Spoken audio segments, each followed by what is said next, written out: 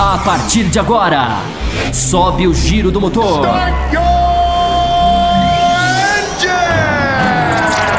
Está começando Café com Velocidade. Opinião e debate sobre o melhor do esporte a motor. Apresentação: Bárbara Franzin, Thiago Raposo, Thiago Rosa e Fábio Campos. Café com Velocidade, o seu podcast semanal de automobilismo. Café com Velocidade.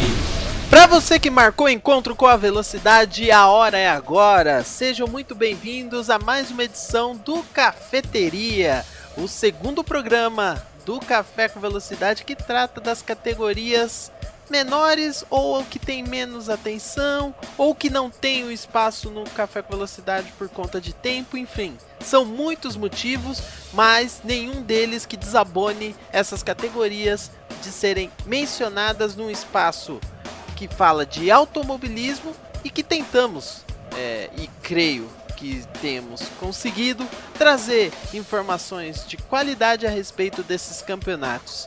Como de costume, um programa cheio de informação.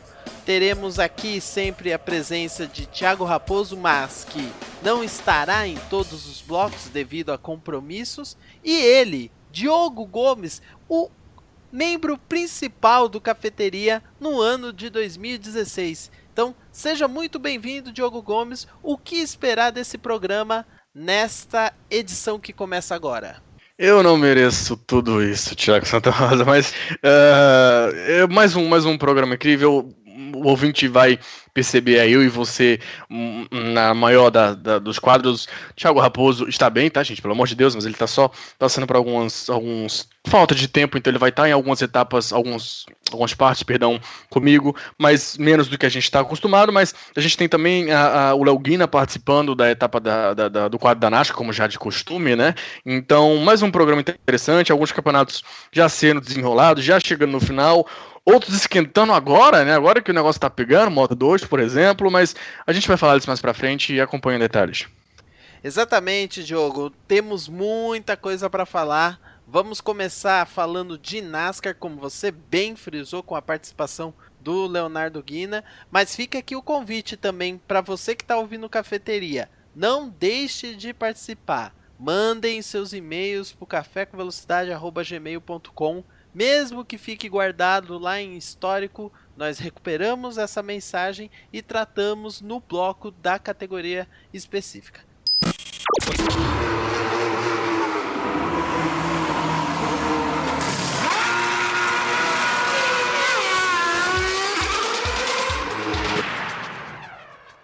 Bom, agora vamos falar de Fórmula 3, né, do campeonato da FIA de Fórmula 3, a Fórmula 3 europeia, que tem tido aí uma bela disputa, só que não pelo campeonato. Diogo Gomes, você, como sempre, com o seu resumo do campeonato, você vai dizer muitas vezes, e eu acredito que sim, a palavra Prema e muitas vezes a palavra Lance, ou as palavras Lance e Stroll. Diga para os nossos ouvintes o que está acontecendo nesse campeonato. É isso mesmo ou eu estou exagerando um pouquinho? É por aí. Impressionante. A Prema, né, a gente já está acostumado. A Prema já domina o campeonato há, 6, 7 anos de forma seguida, né? Os últimos 4, 5 campeões da Fórmula 3 só foram campeões correndo de Prema. É um negócio impressionante o domínio deles. Então, é mais um campeonato que a Prema domina desde o início, continua. E nessa etapa do Nürburgring que a gente vai falar aqui nesse Cafeteria, continua a Prema lá na frente. O Lance Stroll, realmente, ele chega como o grande cara, né? Ele teve a primeira temporada dele na Fórmula 3 no ano passado, temporada com certos brilhos, vitória, pódios, mas causando muito problema, uma série de acidentes, aquela famosa corrida lá em Spa no ano passado, que foi interrompida antes, né? Porque o grid não estava no nível adequado, algo do gênero. Ele que foi um dos grandes causadores da bagunça toda. Então ele causou muito no passado, e nesse ano ele, apesar de se falar em amadurecimento, é sempre complicado, porque assim, você não está do lado do piloto para verificar isso, mas ele parece ter amadurecido muito, né? Incrível como ele se controlou mais, ele consegue ser mais constante, consegue vir melhor, e isso basicamente reflete todo o campeonato. Ele liderou, a gente pode dizer, o campeonato inteiro, não literalmente, tem um momento ali que o Gunter assume a liderança do campeonato, lidera por algumas corridas, mas ele logo volta à frente e basicamente passou o ano inteiro na frente, liderando o campeonato muito bem, e nesse momento ele está prestes a ser campeão. A gente ainda tem 2 rodadas, ou seja, 6 corridas para o final. Então realmente foi um ano absolutamente de dominância da Prema e principalmente do Lance Stroll. Ainda na Prema a gente tem o Gunter, o Maximilian Gunter, que está fazendo um ano muito interessante, e eu sou fãzaço do Gunter. No início do ano se apressou mais em termos de brigar com o Stroll, depois foi acabando se perdendo. Acho que o Stroll dominou mais e o Gunter também teve certos problemas e até em algumas pistas que ele não encaixou muito bem. O Nick Cassidy, né, continua bem ali, mas já é um piloto mais experiente, já corre lá na Super GT japonês e tal, já é um cara que está num outro ponto, digamos assim, da carreira, mas não conseguiu fazer frente pro Ilott em nenhum momento. E o Ralph Aaron, que é um rookie, né, que tá chegando agora e que tá tendo uns resultados ali bem fracos, eu diria. Por tá andando com o Prema, ele deveria estar indo mais pra frente, né. Fora isso, né, fora a Prema, fora aquela turma da frente, a gente tem a Motopark funcionando muito bem, e aí com um dos brasileiros, né, o Sérgio Câmara, é um dos brasileiros no campeonato. O outro, não brasileiro, mas o outro carro da Red Bull e o outro carro da Prema é o Nico Kari, assim também como o Joe Eriksson, que é um rookie que está me impressionando absolutamente. Então a gente tem um campeonato no geral, né, a temporada no geral, cheia de rookies. Inclusive eu lembro muito bem no primeiro cafeteria desse ano que a gente falou de Fórmula 3, a gente fez uma listinha de qual desses rookies você está olhando, qual desses rookies você está esperando, e acho que o Joel Eriksson foi que surpreendeu todo mundo. Então a gente tem um grupo muito bom, né? Eu sempre falo isso, me preocupou muito nos anos anteriores, quando a gente perdeu o Verstappen, a gente perdeu o Giovinazzi, Ocon, Leclerc, todo esse pessoal saiu da Fórmula 3. E a gente parou e falou, caramba, tá, Stroll, esse nome a gente conhece, mas de resto, não conhece mais ninguém. Aí vem Gunter, Russell, Cassidy, Ilott, Ericsson, Kari, Sete Câmara, o Piquet, por que não? Apesar de estar andando lá atrás, veio um grupo bom e conseguiu, né, formar, recompensar, digamos assim, a categoria como um todo e fazer uma bela temporada como está sendo, apesar do domínio da Prema como um todo. Os brasileiros, já citei o Câmara, bem lá na frente, bem lá na frente em algumas provas, mas muito mal em outras. É uma temporada bem de altos e baixos. Essa rodada do Nürburgring foi mais uma, a gente vai falar. E o Pedro Piquet, infelizmente, lá para trás do grid o tempo inteiro, até consegue pontuar em uma ou outra corrida, mas infelizmente nada demais. Exatamente, Diogo. Temos aí muita gente nova e de qualidade nesse campeonato. O campeonato, por mais que seja dominado pela Prema, traz aí alguns bons nomes para o futuro no automobilismo, que acho essa a intenção do certame. Mas me preocupou um pouco o número de carros nessas provas do final de semana, porque se você for lembrar que em anos anteriores chegamos a ter mais de 30 carros, para esse ano diminuiu para aproximadamente 24, e você ter corrida em que começam menos de 20 carros, é complicado já, né, para ter essa renovação. É lógico que qualidade não tem a ver com quantidade, mas quando a quantidade cai, talvez seja mais difícil de trazer a qualidade, não é isso, Diogo? Você é um poeta, Thiago Santa Rosa. Eu tento. É bem por aí, né? A gente teve a temporada passada com 30 e tantos carros no grid, foi um negócio absurdo. Até imaginavam que iam estender para esse ano, para ser bem honesto, até que a FIA meio que falou, opa, calma que isso aqui não tá funcionando. Ano passado foi aquele ano que eu já até citei, né, que teve corrida cancelada e tudo mais. Ou melhor, que foi encerrada antes do final correto, vamos dizer assim, pela metade ou qualquer coisa do gênero. Então eles falaram, opa, peraí, não é esse o caminho, vamos dar uma brecada aqui. E aí combinou também com algumas equipes tendo certos problemas. A Fortec é uma delas, a gente não tem mais a Fortec no campeonato. Caramba, impressionante como é que a gente não tem a Fortec, um negócio impressionante, mas não tem mais. E para essa rodada especificamente do Nürburgring, a gente teve apenas 17 carros no grid, né? Porque a TIG Sport, que geralmente alinha 2 carros, e algumas etapas apenas um, mas geralmente 2 carros, eles tiveram fora. E a Carlin, caramba, a Carlin não participou. Essa pesa, né? O nome Carlin pesa muito. E a Carlin não participou, né? A Carlin estava com 3 pilotos, o Ryan Tivter, o Guanyu Zhou e... perdão, o Guanyu Zhou é de outra equipe, é o Iron Tang. E eu falei o Ryan Tivter já, né? E tem um outro piloto que confesso que eu não tô lembrando agora o nome dele, aqui, Alessio Lorandi. O Lorandi, ele definiu, até venceu corrida esse ano já o Lorandi com a Carlin, mas ele definiu que vai tentar achar um lugar em outra equipe, não está muito satisfeito com a Carlin.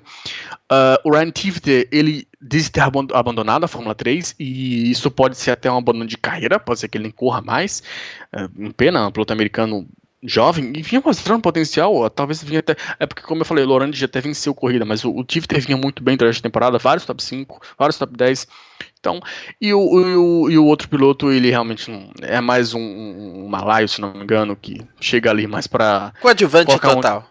Coadjuvante total. E também ele já tá com uma idade bem avançada. Ele não é o Cipriani, isso aí é meio que um easter egg pra quem acompanha lá a Fórmula V8 3.5, né? O Cafeteria quando fala sobre a Fórmula V8 3.5. Então ele não é um Cipriani, não é um piloto lá de, sei lá, 40 e tantos, 50 e tantos anos, mas ele é um piloto que já passou ali daquela fase dos 20, 17, 21, que a Fórmula 3 geralmente suporta pra jogar aquele pessoal pra DTM, pra GP2, pra Fórmula 1, enfim. Então já nem meio que não conta, mas...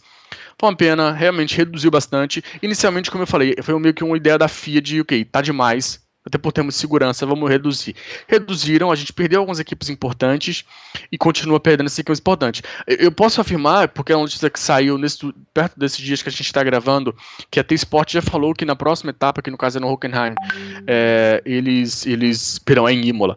Em Imola eles já retornam com 2 carros, e a Carlin não deve voltar em Imola, mas deve voltar em Hockenheim, que é o Season Finale. Ele já retorna em Hockenheim, já ali com vários carros, e fazendo aquela típica preparação para o GP de Macau, que não conta para o campeonato, mas que, né, como todos sabemos, é um marco na temporada da Fórmula 3.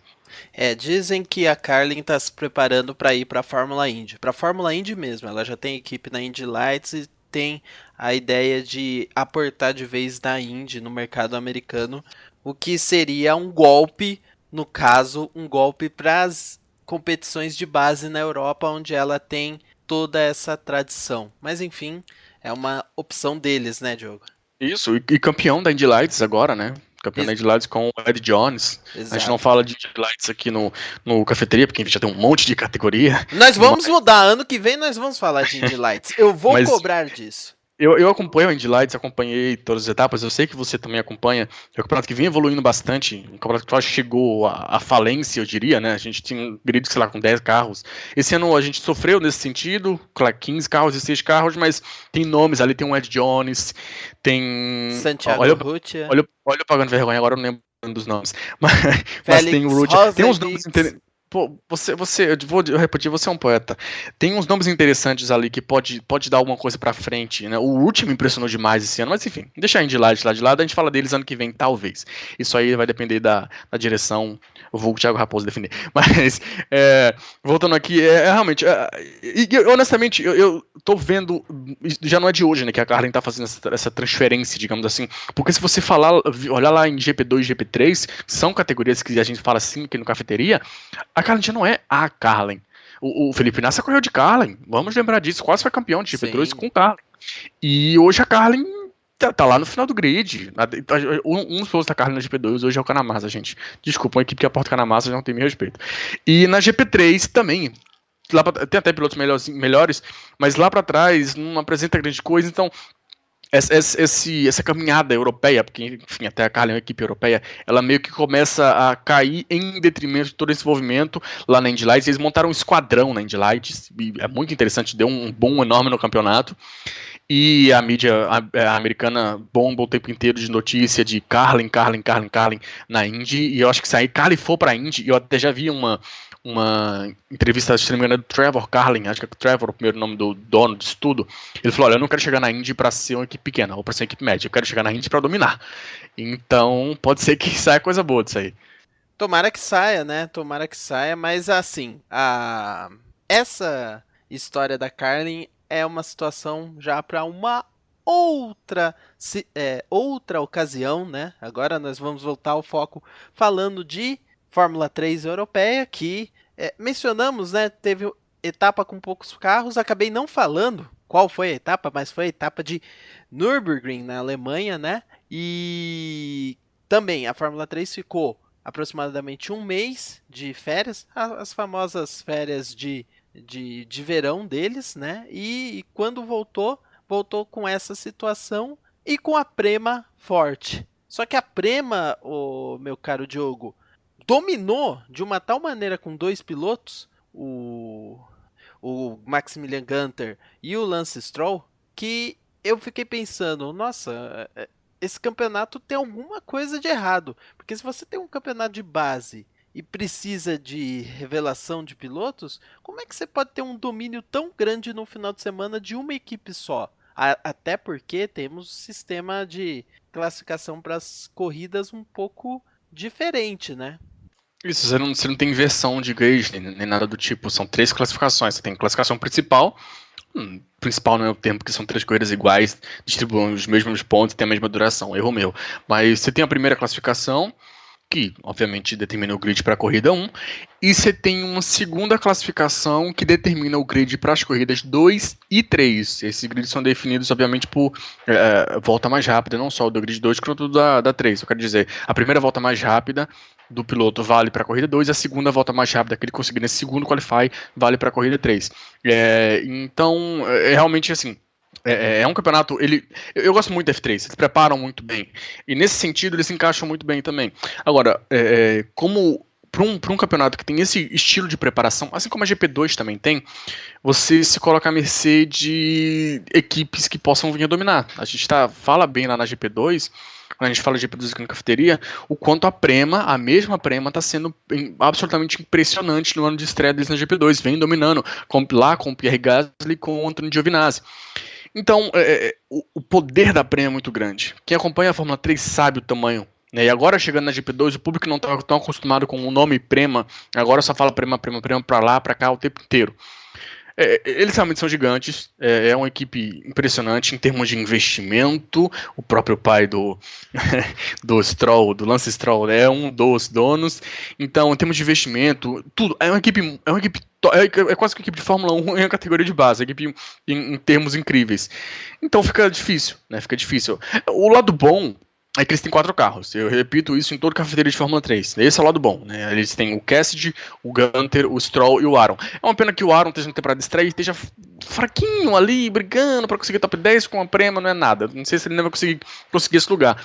Mas mais no início do campeonato, o Stroll, o Cassidy e o Gunter, eles brigavam entre eles bem interessante. E aí durante o campeonato o Stroll dominou e aí não teve muito mais o que fazer. Mas para uma categoria de base eu concordo com você. É estranho, né, esse panorama, e você acaba mais meio que tipo, tá, a Prema tá aqui. E aí agora eu vou olhar pro resto, ver como o resto tá. Coisa que você não tá acostumado a ver em categoria de base. Você tá acostumado a ver, sei lá, na Fórmula 1. Do tipo, ok, aqui tá Mercedes e agora eu vou olhar Ferrari, Red Bull, Williams, como é que estão aqui. O que me pareceu é que essa parada auxiliou a esse desnível que tem entre a Prema e as demais, porque nós tivemos 2 corridas que o Stroll venceu, uma delas ele teve que ser mais ousado, né? Teve que fazer ultrapassagem em cima do companheiro de equipe, o Gunter, e o Gunter venceu a corrida final do final de semana, né? O Cassidy andou na frente o tempo todo, mas teve lá os seus problemas durante o final de semana. Como você falou, né? Tem o Aaron, que esse sim ainda tá num nível abaixo dos 3, né? Para, digamos, subir de categoria ou mesmo para disputar o título, né? E além disso, meu caro Diogo, você vê talvez um único piloto assim se destacando, que não é um único piloto, não. Eu tô sendo talvez sendo injusto com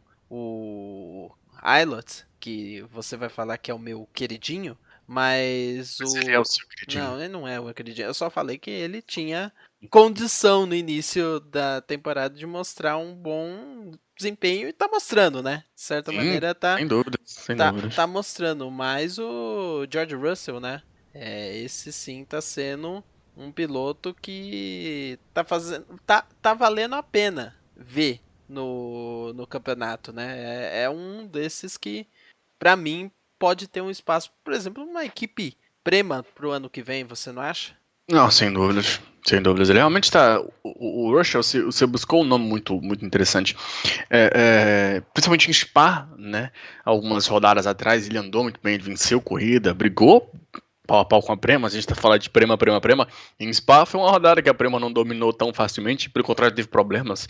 A gente viu o Russell vencendo, a gente viu o Motopark vencendo com o Ericsson. Mas é um bom nome. Já citei e vou repetir. Joel Eriksson, durante a temporada ele foi contratado inclusive pela BMW como piloto júnior da BMW, aí mais para parte de GT, dos carros de GT até TTM, enfim. Então é assim um piloto que quando a gente é interessante, né, quando a gente olha o piloto e fala, caramba, esse Joel Eriksson, esse menino é bom, hein, olha nele, ele vai crescendo, vai chamando a atenção, e aí sei lá, uma BMW contrata, você fala, eu não tava tão errado assim, e ele realmente vem chamando muita atenção. Acho que desses outsiders, digamos assim, da Prema, o que realmente mais chama a atenção é o Ericsson, o Joel Eriksson, tá? Porque eu tenho a impressão que na Suécia Ericsson é igual Silva no Brasil, porque... Sem dúvida. O que tem de piloto chamado Ericsson tem uns 15, só eu conheço os 15, e aí esse é o Joel Eriksson, sueco, mas bem jovem. E eu já citei antes, além do que você já falou aí do Russell e que a gente falou rapidamente do Ilott, o Ilott, só localizando para quem não acompanhou tão rapidamente, ele ano passado ele era do grupo da Red Bull, tá? E ele saiu desse grupo, ou melhor, ele foi retirado desse grupo. Quem entrou no lugar foi inclusive o Sérgio Sete Câmara, nosso brasileiro. E aí ele passa para Van Amersfoort, faz uma temporada boa ali com alguns problemas técnicos, inclusive de quebra e tudo mais, que ele não tem nada a ver, mas ele, no geral, ele faz uma temporada interessante, tá? E vi até a entrevista dele recentemente que ele falou que não tem o menor problema em permanecer mais um ano, ou seja, permanecer um terceiro ano na Fórmula 3, não sei se por budget, que tem algum problema, ou se realmente... Eu acho que um terceiro ano dele na Fórmula 3 seria até interessante. Eu sou contra, por exemplo, o que a gente viu com o Pietro Fittipaldi, que fez um ano de Fórmula 3 e já pulou para V8 3.5... meio despreparado, mas enfim. Além desses nomes, eu tenho que citar, porque eu já citei antes e vou reafirmar, o David Beckmann. O David Beckmann, vocês não têm noção do quanto eu sou impressionado com esse menino. Esse menino é um alemão, jovenzinho pra caramba. Inclusive, ele não participou das etapas iniciais dessa temporada porque ele não tinha idade suficiente permitida pela FIA para estar no campeonato desse, para você ter noção. Ele tá com a Muck não é mais aquele monstro que a gente conhecia, tá avançando lá no DTM, inclusive, pode ser igual a Carlin, né, tá se mudando para outro campeonato, mas aqui na Fórmula 3 eles perderam bastante força, ainda tem ali sua qualidade, mas não é mais aquele monstro, como eu falei, igual com o Rosickiewicz, por exemplo, corria lá uns anos atrás, 2 anos atrás, mas tem sim sua qualidade, e o Beckmann vem em cima disso, não fez as etapas iniciais do campeonato, mas quando veio muito bem, ele já chegou no campeonato andando no top 10, coisa que o Sete Câmara, por exemplo, que é um piloto da Red Bull, um piloto da Motorsport, da Motopark, perdão, que já tem um ano de estreia, não conseguiu fazer, não estava conseguindo fazer, pelo menos, e ele já chegou andando no top 6, agora em Nürburgring, ele anda bem de novo. Eu lembro de uma sexta colocação dele na corrida 2. Ele realmente, assim, impressionou demais. Eu tô conferindo aqui, na corrida 1 ele terminou mais lá para trás, imagino eu, lá para 13º. Mas essa corrida ele vem bem, na corrida 3 ele vem bem de novo. Esse menino, ele me chamou muita atenção. Realmente, assim, se é um piloto que eu tô olhando para a próxima temporada, é esse menino, esse David Beckmann, alemão jovenzinho pra caramba, tem 16 anos, 17 anos ainda. Espero que ele mude de equipe, porque como eu falei, aqui, apesar de um grande nome, um nome muito forte, não é mais aquele monstro, mas eu acho que ele com a equipe aí mais forte pode sim dar um pulo interessante aí. Esse menino tem muita capacidade. Bom, e para completar nosso giro pela Fórmula 3 a respeito dos pilotos, os brasileiros, né?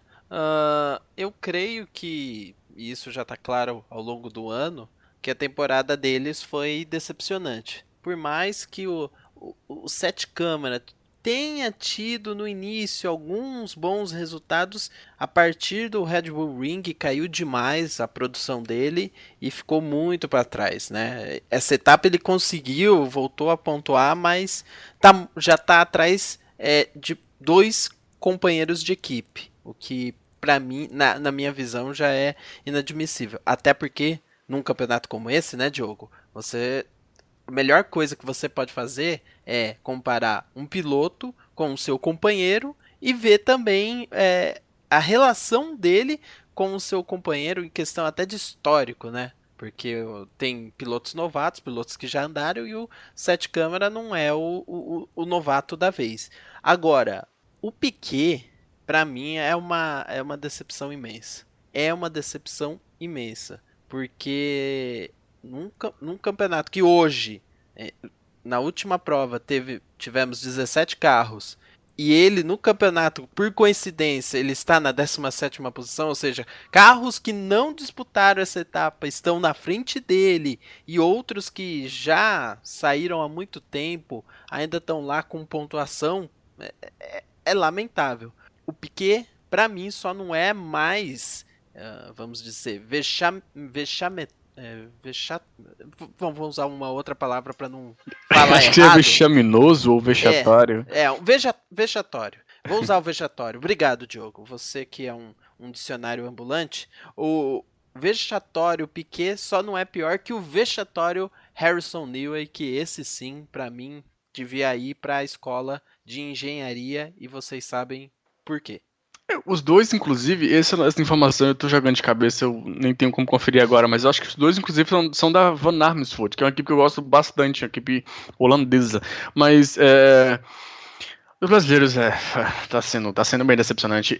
O Pedro Piquet, vamos lá no Pedro Piquet, porque, claro que ele teve a temporada absurda aqui, né? 2 temporadas absurdas aqui na F3 Brasil, e aí a hype cresceu, ficou todo mundo, meu Deus, impressionado, inclusive, apesar de não ter visto as 2 temporadas completas, mas por tudo que falavam, pelas corridas que eu vi, impressionou bastante. Eu imaginei que ele fosse sofrer por não conhecer as pistas, principalmente lá fora. Mas, caramba, ele tá sofrendo muito. Que ano horrível, que ano horrível. Ele passou muito tempo sem pontuar, e aí pontua, tipo, agora em Nürburgring, se não me engano, ele pontuou na corrida 2, mas aí ele vai 17º na corrida 1, isso eu lembro, na corrida 2 ele termina em 8º, se não me engano, 17º na corrida 1, P9 na corrida 2 e 15º na corrida 3, segundo minhas anotações de mão aqui, espero que esteja certo. Então, até quando ele consegue pontuar, não é algo regular, sabe? Não é em Spa, se não me engano, há 2, 3 rodadas atrás ele também pontua, mas também em uma corrida só. É complicado. Foi realmente uma decepção. Não tem muito o que colocar, né? Foi uma decepção imensa. Eu acho que ninguém aqui imaginava que ele fosse dominar a Fórmula 3 já de cara, mas esperava alguma coisa, né? E definitivamente não esperava esses resultados absolutamente vexatórios. Continuo achando que tem muita capacidade ali, continuo achando que ele pode ter uma temporada melhor em alguma outra equipe, talvez, mas esse ano foi absolutamente horrível. E o Sérgio Sete Câmara, o Sete Câmara, ele é o assunto que eu mais sou xingado no Twitter, porque o Sete Câmara, a gente falou do Aylot, inclusive, né? O Aylot, ano passado, ele fez muito mais no ano de estreia dele na categoria do que o Sérgio Sete Câmara está fazendo nesse ano, no segundo ano dele na categoria. E no final do ano passado, o Aylot foi basicamente chutado do grupo da Red Bull. E quando eu falo isso, o povo acha que eu sou contra o Sete Câmara. E pelo contrário, eu sou totalmente a favor do Sete Câmara. Para mim, o Sete Câmara é o próximo cara que pode chegar na Fórmula 1 brasileiro, em termos de brasileiros, né? Mas, cara, tem que ser realista. O Sete Câmara tá com um desempenho absolutamente horrível. Porque, por ter uma Motopark, não é a melhor equipe, a gente sabe que a Prema domina, mas eu tanto falei aqui do Joel Eriksson. O Ericsson é Motopark. O Kari, que é o companheiro dele no grupo da Red Bull, também é Motopark. Então, com um detalhe, né? O Kari foi 3º colocado em uma das corridas da etapa de Nürburgring que a gente está mencionando aqui no programa. E o Joe Eriksson já venceu corrida no ano, 1 ou 2 corridas no ano. Eu sei que em Spa, com certeza que ele venceu uma corrida dominando. Então, e que é outro detalhe para você, tanto o Kari quanto o Eriksson estão em seus anos de estreia na Fórmula 3. E o Sete Câmara já tem 1 ano de experiência. Então, que foi exatamente quando ele chamou a atenção da Red Bull. Então, assim, realmente, eu até sou mais duro no julgamento com o Sete Câmara do que no julgamento com o Pedro Piquet, porque o Piquet, como eu falei, vinha meio que às cegas, não sabia muito o que esperar e, bom, foi uma grande decepção, é verdade. Ou melhor, está sendo. Pode ser que no futuro ele encaixe melhor nessa categoria ou em outra categoria. Agora, o Câmara, a gente já tinha uma temporada muito boa dele no ano passado, já tinha Red Bull chegando, colocando uma hype enorme em cima dele, o próximo brasileiro, e ele não entrega resultado, né? Pra você ver o ponto que chegou, e isso aí me assemelhou muito com Fórmula 1, que é aquele. Eu lembro que chegou uma época que o Felipe Massa estava tão mal na Fórmula 1 que ele liderava um treino livre e nego soltava fogos. Isso na época de Ferrari. E o Sete Câmara ele conseguiu a pole para a corrida 1. Tá? Só que o Sete Câmara lá mais para trás ele trocou a engine dele, o motor dele. E na Fórmula 3, não é igual na Fórmula 1 que você perde posições no grid para alguma corrida. Lá, como são 3 corridas por final de semana, por rodada, você perde 10 posições em 3 corridas. Né? Que foi o caso que aconteceu na corrida 1 agora de Nürburgring, que ele conseguiu a pole, inclusive à frente do Stroll, mas teve que pagar a punição. E teve gente comemorando essa pole de uma maneira, sabe, meu Deus, essa pole, agora vai, vamos, Câmara. Aí eu falei, gente, ele não larga da pole, tem punição, eu vou confirmar, mas tem punição aqui que ele vai largar lá de 11º. E foi o caso, confirmou. Eu fiquei tipo, tá, então vamos ver como é que ele se sai no Qualifying 2 e Qualifying 3. E Qualifying 2 e Qualifying 3, até o nosso companheiro Wellington Leal tirou bastante onda comigo disso, ele terminou lá em 15º, 17º. E eu falei, caramba, como é que ele é pole numa corrida e 15º, 17º pole numa classificação e 15º, 17º em outra classificação, nas outras classificações. Então não dá pra entender o rendimento dele. É muito incerto, é inseguro, não é o tipo de coisa que a Red Bull procura, ou que qualquer equipe de alto nível procura em qualquer categoria. Então, tá complicado a situação pro Câmara. Tá muito complicado. Eu acho que ele precisa começar a vencer, assim, urgente, assim, amanhã já, se possível, que não parece nem um pouco provável, mas pro ano que vem eu acho que ele já fica complicado. Eu odeio essa expressão, mas eu me colocando na posição de alguém, se eu sou um Helmut Marko, e foi por isso que eu brinquei que o Wellington Leal tirou onda comigo, se eu sou o Helmut Marko, eu já tinha chutado o Sete Câmara não de agora, já com certa força, assim, eu definitivamente não manteria ele para a próxima temporada, e com esse tipo de desempenho ruim no segundo ano na Fórmula 3, eu não sei para onde vai o Sete Câmara no ano que vem. Não sei se ele pula direto para um GP2, foi o pulo que o Giovinazzi fez, por exemplo, esse ano, mas o Giovinazzi a gente lembra bem, estava em outro nível completamente diferente quando ele deixou a Fórmula 3. Não sei se ele vai para um GP3, enfim, eu realmente não me pergunto sobre o 2017 Sete Câmara, que eu não consigo apontar absolutamente nada. Só falta ele aparecer na Toro Rosso. Não, brincadeira, gente. Brincadeira, tá? Não vai aparecer. Eu só adiciono ao seu comentário. Você tem resultado, rapaz. Não, sim. Eu só adiciono ao seu comentário, Diogo, exatamente essa questão. A Red Bull, por mais que tenha sido polêmica esse ano por questões de troca de pilotos, como foi o caso do Kvyat Verstappen na Fórmula 1, Toro Rosso, Red Bull, se mostra cada vez mais muito consciente, muito inteligente no seu programa de jovens pilotos. Ele é muito exigente, sim. Ele talvez faça com que várias promessas se percam no caminho, mas ele exige tanto que quando o cara chega na Fórmula 1 pronto para vencer, ele vence mesmo. Olha só o Vettel, olha só o Ricardo, olha só o Verstappen. São caras que você não duvida muito. Então, se é para acontecer, o chute vai acontecer. Isso a gente não precisa ter dúvida nem discutir nada.